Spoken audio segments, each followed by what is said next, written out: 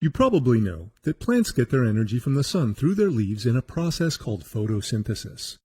We humans don't have our own leaves, but maybe we can get energy from the sun in a different way. Electrical energy, that is. Could there be some kind of electrical leaf? A solar cell gathers light from the sun and generates electricity, just as a leaf generates food for a plant. Let's find out how. The sun emits energy in the form of waves. These waves can range in length from short ultraviolet waves through the rainbow of the visible spectrum to long infrared waves.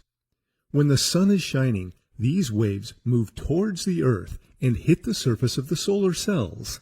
Let's take a closer look. The active part of a solar cell is a wafer made of semiconductive material, typically silicon. A semiconductor is a type of material that normally doesn't conduct electricity well, but it can be made more conductive under certain conditions.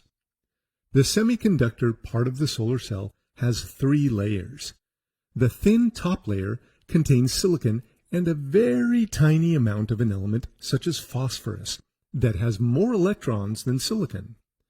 This gives the top layer an excess of electrons that are free to move and make the material more conductive.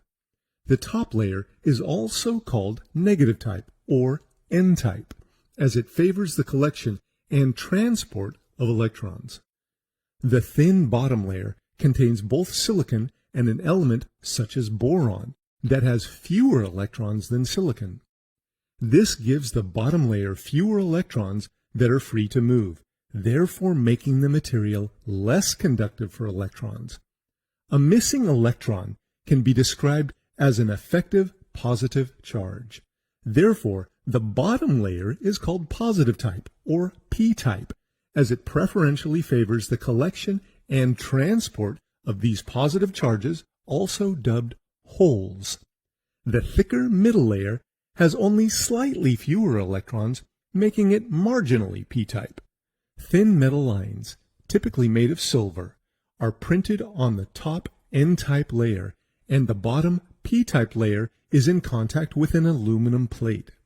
When light waves hit the top surface of the silicon solar cell, only light with wavelengths from a specific window of the solar spectrum, 350 to 1140 nanometers, are absorbed into the middle layer of the solar cell. This range of wavelengths includes the visible spectrum.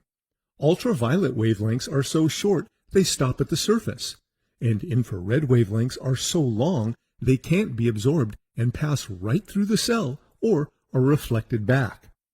The light wave knocks an electron off a silicon atom, setting the electron loose and leaving an area of positive charge, a hole, where the electron used to be.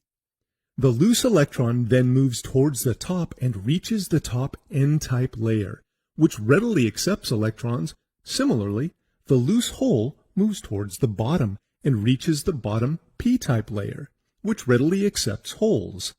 This continues as long as sunlight shines on the solar cell.